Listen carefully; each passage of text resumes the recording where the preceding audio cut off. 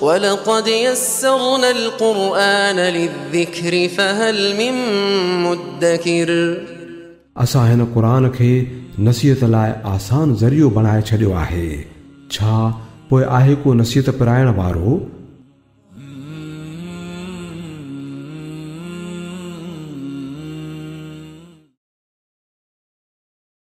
अल्हम्दुलिल्लाहि रब्बिल आलमीन वसल्लल्लाहु वसल्लम वबारक अला अब्दिही व रसूलिही नबीना मुहम्मद व अला आलिही व सहबिही अजमईन, अम्मा बाद। मोहतरम ए मुअज़्ज़ज़ नाज़रीन किराम, अस्सलामु अलैकुम व रहमतुल्लाहि व बरकातुहू। अॼु खां इंशाअल्लाह असां पंहिंजे हिन तफ़सीर जे सिलसिले जो आगाज़ ऐं इब्तिदा कयूं था सूरतुल फ़ातिहा खां। सूरतुल फ़ातिहा मक्की सूरतुनि मंझां हिकु सूरत आहे। क़ुरान करीम जूं सूरतूं या त मक्की आहिनि या मदनी आहिनि। मक्की सूरतूं उन्हनि सूरतुनि खे चयो वञे थो जेके रसूल अकरम सल्लल्लाहु अलैहि वसल्लम ते हिजरत खां पहिरीं मक्के में नाज़िल थियूं, ऐं मदनी सूरतूं उहे आहिनि जेके रसूल अकरम सल्लल्लाहु अलैहि वसल्लम जे मदीना ॾांहुं हिजरत करण खां पोइ नाज़िल थियूं। सूरतुल फ़ातिहा क़ुरान करीम जी पहिरीं सूरत आहे ऐं मुफ़स्सिरीन जे मुताबिक़ हीअ सूरत उहा सूरत आहे जेका रसूलुल्लाह सल्लल्लाहु अलैहि वसल्लम ते पूरी नाज़िल थी, ऐं हिन जूं बेतहाशा तमामु घणियूं फ़ज़ीलतूं आहिनि। हिन सूरत जा कई नाला आहिनि, जीअं सूरतुल फ़ातिहा, फ़ातिहतुल किताब, सूरतुल हम्द ऐं अस्सलात, अस्सबउल मसानी, अल क़ुरआनुल अज़ीम, अर्रुक़िया ऐं ॿिया बि खोड़ सारा नाला आहिनि। बल्कि इमाम कुर्तुबी रहमहुल्लाह 12 नालनि खां वधीक सूरतुल फ़ातिहा जा नाला पंहिंजे तफ़सीर में ज़िक्र कया आहिनि। नालनि जी घणाई बि हिन सूरत जी अज़मत ते दलील आहे, छो त अहले अरब में इहो दस्तूर हुयो, मशहूरु हुयो त जेको जेतिरो अज़ीम हूंदो हुयो उन जा ओतिरा घणा नाला बि हुया। त अल्लाह ताला हिन सूरत जी तमामु घणी अज़मत रखी आहे, उन जे करे हिन जा खोड़ सारा नाला बि ज़िक्र कया विया आहिनि। फ़ातिहतुल किताब चवण जी वजह इहा आहे छो त फ़ातिहा जी माना आहे खोलणु। क़ुरान करीम खे खोलण वारी हीअ सूरत आहे, ऐं हिन सूरत सां क़ुरान करीम जो आगाज़ थिए थो, इब्तिदा थिए थी। उन जे करे हिन खे फ़ातिहतुल किताब चयो वञे थो। ऐं हिन जे नालनि मंझां हिकिड़ो नालो सूरतुस सलात बि आहे। सलात जो मतिलबु नमाज़। सही मुस्लिम जी हिकु हदीस में रसूल अकरम सल्लल्लाहु अलैहि वसल्लम इरशाद फरमाइनि था त अल्लाह ताला इरशाद फरमाए थो त कसम तो सलात बैनी व बैन अब्दी, त मूं सलात खे यानी सूरतुल फ़ातिहा मुराद आहे उन खे तक़सीम करे छॾियो आहे पंहिंजे ऐं पंहिंजे बाने जे विच में। त अधु अल्लाह रब्बुल इज़्ज़त जे लाइ आहे, अधु बाने जे लाइ आहे, पढ़ंदड़ जे लाइ। शुरू में अल्लाह ताला जी तारीफ़ आहे, अल्लाह जी रबूबियत ऐं अल्लाह ताला जी सिफ़त रहमान ऐं अल्लाह ताला जी बादशाहत जो ज़िक्र आहे, ऐं अॻिते बंदे जे लाइ आहे त हू अल्लाह खां घुरे थो, सुवाल करे थो, सिराते मुस्तक़ीम जो सुवाल करे थो। त हीअ सूरत अल्लाह ऐं बाने जे विच में आहे। त मोहतरम सामीन, हिन मंझां इहो मालूम थियो सलात हिन जो नालो उन करे आहे जो नमाज में हिन जो पढ़णु तमामु ज़रूरी आहे। उन जी वधीक वज़ाहत रसूल अकरम सल्लल्लाहु अलैहि वसल्लम जे फ़रमाननि में थिए थी। रसूलुल्लाह सल्लल्लाहु अलैहि वसल्लम फ़रमाइनि था ला सलात लिमन लम यक़रा बिफ़ातिहतिल किताब, त जेको शख़्स पंहिंजी नमाज में सूरतुल फ़ातिहा अल हम्द शरीफ़ नथो पढ़े त उन जी नमाज़ ई कोन्हे, उन जी नमाज़ ई कोन्हे त हीअ सलात हिन जो नालो आहे, नमाज़ वारी सूरत, त नमाज़ में हिन खे पढ़ियो वञे थो। ऐं हीअ हदीस आम आहे हर शख़्स जे लाइ, भले उहो इमाम हुजे, मुक़्तदी हुजे, अकेलो पढ़े या इमाम जे पुठियां पढ़े, किथे बि हुजे, सूरह फ़ातिहा खां बग़ैर का नमाज़ कोन थींदी, का रकात कोन थींदी। रसूल अकरम सल्लल्लाहु अलैहि वसल्लम जो हिकु फ़रमान असांखे इहो ॿुधाए थो त जहरी नमाज़ में बि हिन जो पढ़णु इमाम जे पुठियां जॾहिं इंसानु हुजे थो तॾहिं बि सूरह फ़ातिहा ज़रूरु पढ़े।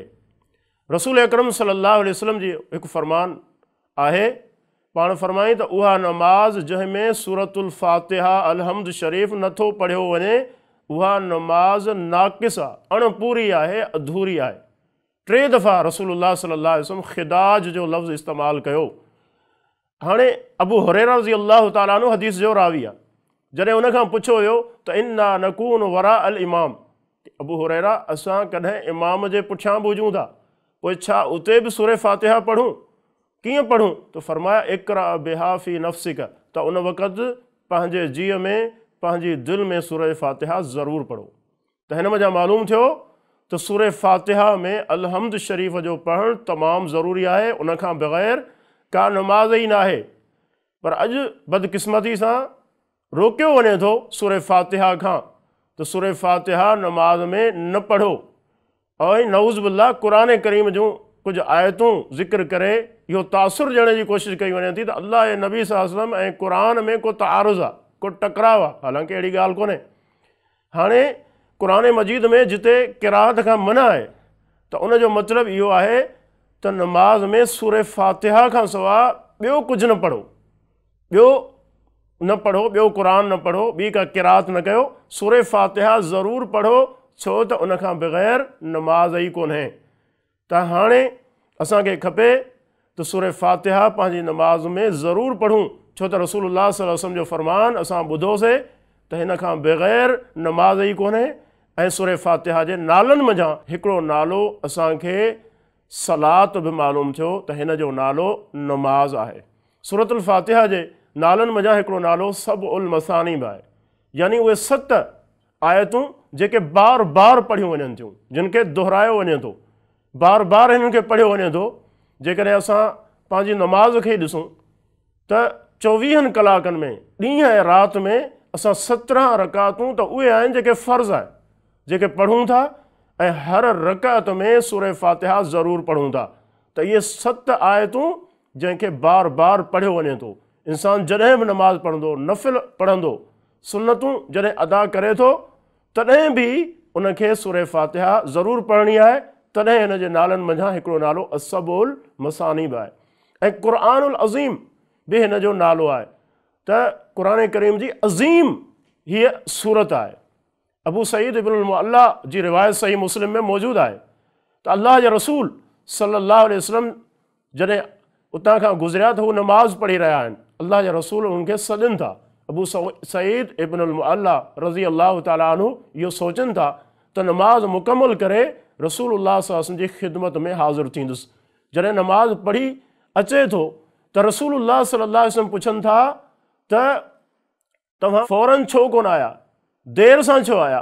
त अबू सईद इब्नुल मुअल्ला वराणियो त अल्लाह जा नबी ऐं नमाज़ पढ़ी रहियो हुयुसि। त अल्लाह जे नबी सल्लल्लाहु अलैहि वसल्लम फरमायो, छा तो क़ुरान करीम जी हीअ आयत कोन ॿुधी आहे? या अय्युहल्लज़ीना आमनू इस्तजीबू लिल्लाहि वलिर्रसूल इज़ा दआकुम लिमा युहयीकुम। त अल्लाह ऐं उनजे रसूल जो जॾहिं सॾु थिए ईमान वारनि खे त पोइ फ़ौरन हाज़िर थी वञनि, यानी तव्हांखे मुंहिंजे सॾ ते फ़ौरन अची वञणु खपे आहे। उन खां पोइ रसूलुल्लाह फरमाइनि था त जॾहिं ऐं मस्जिद खां ॿाहिरि निकिरंदुसि त पोइ तोखे क़ुरान अज़ीम जे बारे में ॿुधाईंदुसि त क़ुरान करीम जी उहा अज़ीम सूरत आहे, उहा कहिड़ी आहे। जॾहिं रसूलुल्लाह सल्लल्लाहु अलैहि वसल्लम ॿाहिरि निकिरणु लॻा त पाण करीम सल्लल्लाहु अलैहि वसल्लम खां अबू सईद इब्नुल मुअल्ला पुछनि था उहा कहिड़ी आहे? फरमाइनि था फ़ातिहतुल किताब, हीअ सबउल मसानी वल क़ुरान अल अज़ीम। फरमाइनि था त इन मां मुराद सूरह फ़ातिहा आहे, जंहिंजूं 7 आयतूं आहिनि जिन खे बार बार पढ़ियो वञे थो, तकरार सां उन्हनि खे दोहरायो वञे थो, ऐं इहा ई क़ुरान अज़ीम आहे। त क़ुरान अज़ीम बि हिन जो नालो आहे। ऐं शिफ़ा बि हिन जो नालो आहे। त इंसानु जॾहिं बीमार थिए या उनजो क़रीबी को बीमार थिए त सूरह फातिहा सां उनखे दम करे, त इहो शिफ़ा अल्लाह ताला हिन जे पढ़ण जे करे अता फ़रमाईंदो। रुक़िया दम वारी सूरत बि हिन जो नालो आहे। त कई नाला आहिनि, इख़्तिसार सां मूं कुझु नाला तव्हांजे साम्हूं ज़िक्र कया आहिनि जंहिंसां हिन सूरतुल फातिहा जी अज़मत जो असांखे अंदाज़ो थिए थो। ऐं उनखां पोइ क़ुर करीम जी जॾहिं बि असां क़िराअत कयूं त अऊज़ु बिल्लाहि मिनश शैतानिर रजीम तअव्वुज़ ज़रूरु पढ़ूं, छो त अल्लाह रब्बुल इज़्ज़त जो हुकुम आहे फ़इज़ा क़रअतल क़ुरआन फ़स्तइज़ बिल्लाहि मिनश शैतानिर रजीम। फ़रमाई त जॾहिं तव्हां क़ुर पढ़ण जो इरादो कयो, क़ुर पढ़णु लॻो त पोइ अल्लाह ताला खां शैतान मरदूद जी पनाह घुरो। शैतान मरदूद जी जेको तड़ियल आहे अल्लाह जी रहमत खां, अल्लाह जो ॾमर जंहिं ते आहे उन खां पनाह घुरो। त इन जो मतिलबु इहो आहे त शैतान जी हिकिड़ी सिफ़त अल्लाह ताला इहा ज़िक्र कई आहे त हू दिलनि में वसवसा विझे थो।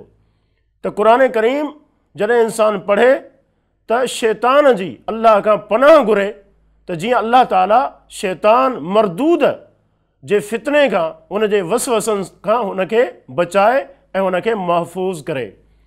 ऐं उनखां पोइ बिस्मिल्लाहिर रहमानिर रहीम, हीअ क़ुर मजीद जी हर सूरत जी सवाइ सूरह तौबा जे बिस्मिल्लाहिर रहमानिर रहीम सां शुरूआत थिए थी। त क़ुर करीम जी हीअ मुस्तक़िल आयत आहे या हर सूरत जी आयत आहे या सूरह फातिहा जी आयत आहे, ऐं बाक़ी सिर्फ़ु फ़ासिले जे लाइ जीअं सूरतुनि में फ़र्क़ु मालूम थिए उन जे लाइ इहा नाज़िल कई वई आहे। उलमा में इहो कुझु इख़्तिलाफ़ आहे, बाक़ी राजिह जेका ॻाल्हि आहे उहा अहमद शाकिर जेको मिस्र जो हिकु अज़ीम वॾो आलिम थी गुज़रियो आहे, उन जी तहक़ीक़ जे मुताबिक़ त हीअ सूरत फातिहा समेत हर हिकु सूरत जी आयत आहे। ऐं सहाबा इकराम रिज़वानुल्लाहि अलैहिम अजमईन जो जेको मुसहफ़ आहे अल्लाह जे नबी जीअं उनखे सेखारियो आहे त सूरह फातिहा हर हिकु सूरत में मौजूदु आहे। त इन मज़ा मालूम थियो त इहा हर सूरत जी आयत आहे। बिस्मिल्लाहिर रहमानिर रहीम सूरह फातिहा ऐं ॿियनि सूरतुनि जो आगाज़ सवाइ सूरह तौबा जे बिस्मिल्लाहिर रहमानिर रहीम सां कयो वियो आहे।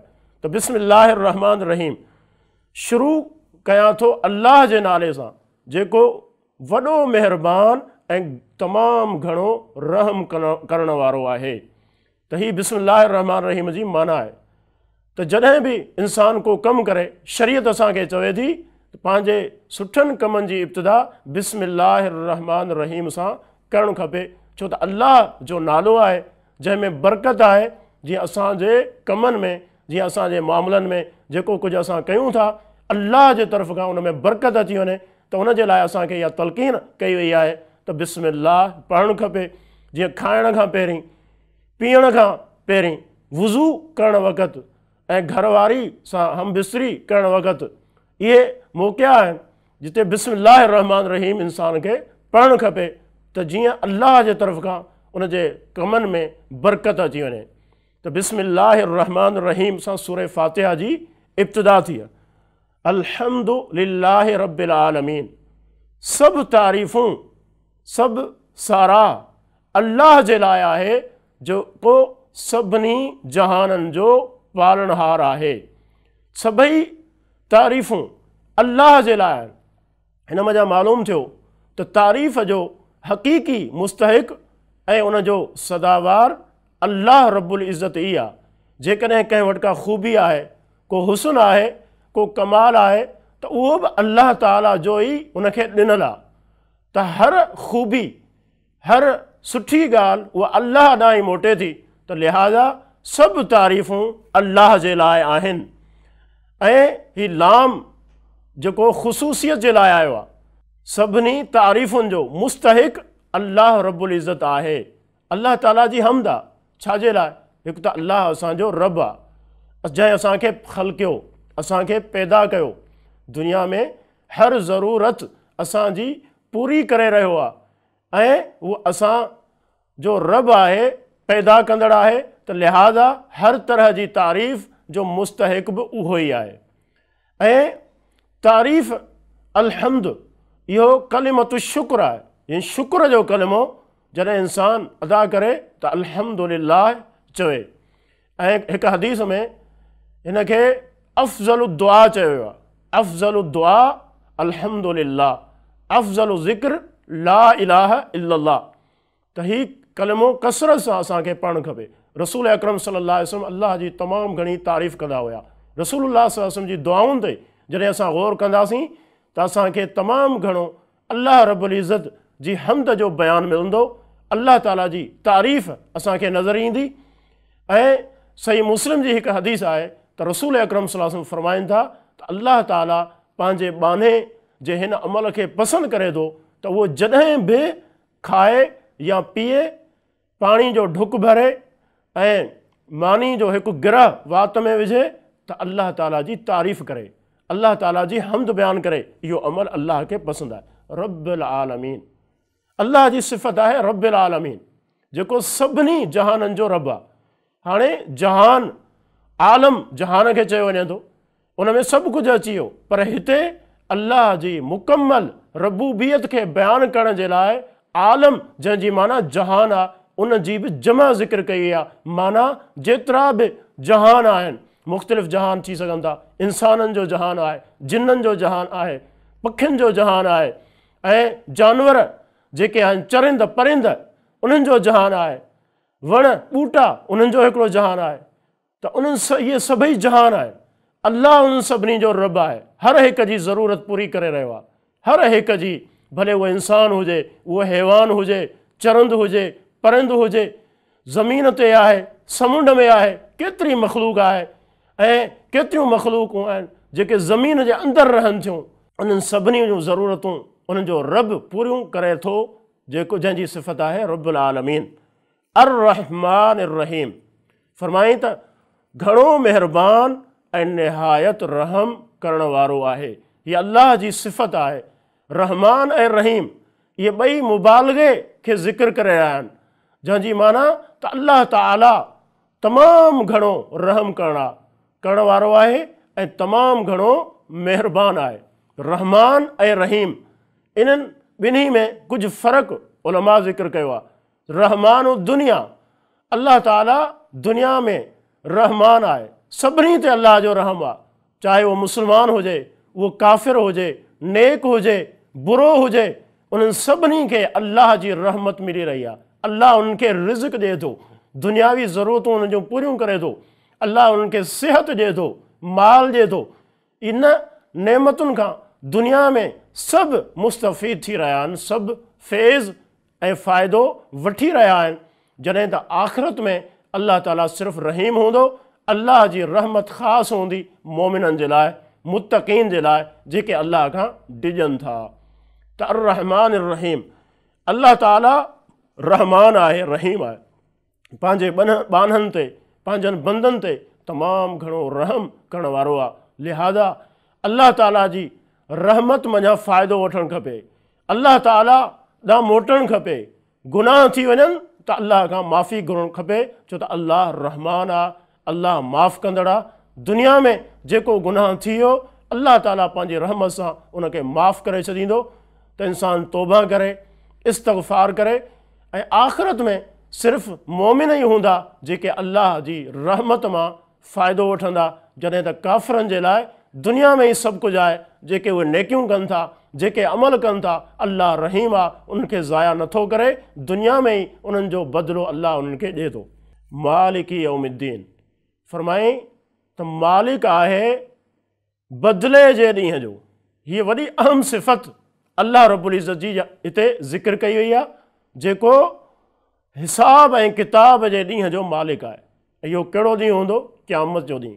दुनिया में बि सज़ा जो सिलसिलो, जज़ा जो सिलसिलो क़ाइमु आहे, पर थी सघे थो दुनिया में केरु बची वञे, पर आख़िरत जो ॾींहुं उहो आहे जंहिंमें हर इंसानु जेको कुझु बि दुनिया जी ज़िंदगी में कयो हूंदो उहो हुनजे साम्हूं हूंदो। फमन यअमल मिस्काल ज़र्रतिन ख़ैरन यरह वमन यअमल मिस्काल ज़र्रतिन शर्रन यरह। जंहिं हिकु ज़र्रे जे बराबरि बि चङो कमु कयो हूंदो उहो हुनखे ॾिसंदो, हुनजे साम्हूं हूंदो, ऐं जंहिं हिकु ज़र्रे जे बराबरि बुराई कई हूंदी, बदी कई हूंदी, उहो बि हुनजे साम्हूं हूंदो। हीउ क़यामत जो ॾींहुं आहे। फरमाई त वमा अदराक मा यौमुद्दीन, तव्हांखे कहिड़ी ख़बर त उहो बदिले जो ॾींहुं छा आहे। यौम ला तमलिकु नफ्सुन लिनफ्सिन शैया, उन ॾींहुं को बि कंहिंजे लाइ को बि इख़्तियार कोन रखंदो। यौम ला तमलिकु नफ्सुन लिनफ्सिन शैया वल अम्रु यौमइज़िन लिल्लाह, ऐं सॼा मामला सॼा इख़्तियार अल्लाह जे हथ में हूंदा। हदीस में अचे थो क़यामत जे ॾींहुं अल्लाह ताला जॾहिं मुखातब थींदो ॿारनि सां, अल्लाह ताला फरमाईंदो ऐन मुलूकुल अर्ज़, ज़मीन जा बादशाह किथे आहिनि। ऐन जब्बारून, जेके ज़मीन में जिन तकबुर कयो, वॾाई कई, ज़ुल्म कयो, अॼु उहे किथे आहिनि। को जवाबु कोन ॾींदो। अल्लाह ताला पाण ई ॿुधाईंदो त अॼु जे ॾींहुं अकेले अल्लाह जी बादशाहत आहे, ज़रो बराबरि बि कंहिंजो को इख़्तियार कोन्हे। त मालिक यौमिद्दीन, अल्लाह ताला बदिले जे ॾींहं जो मालिक आहे। यादि रखो, दुनिया में इंसानु जेको कुझु कंदो अल्लाह ताला उनखे उनजो बदिलो ॾींदो। हिकु ज़र्रे जे बराबरि बि अमल हूंदो उहो बि ज़ाया कोन थींदो, हिकु ज़र्रे जे बराबरि गुनाह हूंदो उहो बि इंसान खे नज़र ईंदो। लिहाज़ा उन बदिले जे ॾींहं खे साम्हूं रखी दुनिया में नेकिन जा कम कयो, चङाइनि जा कम कयो, अल्लाह खे राज़ी कयो, ऐं सभ खां पहिरीं तौहीद आहे उनखे अपनायो, नेक अमाल कयो, अल्लाह जा फ़र्ज़ अदा कयो, गुनाहनि खां पंहिंजो पाण खे बचायो। छो त अल्लाह ताला क़यामत जे ॾींहं जो रब आहे ऐं हिकु हिकु शइ असांजे साम्हूं ईंदी ऐं उनजे मुताबिक़ अल्लाह ताला पंहिंजे ॿारनि खे बदिलो ॾींदो।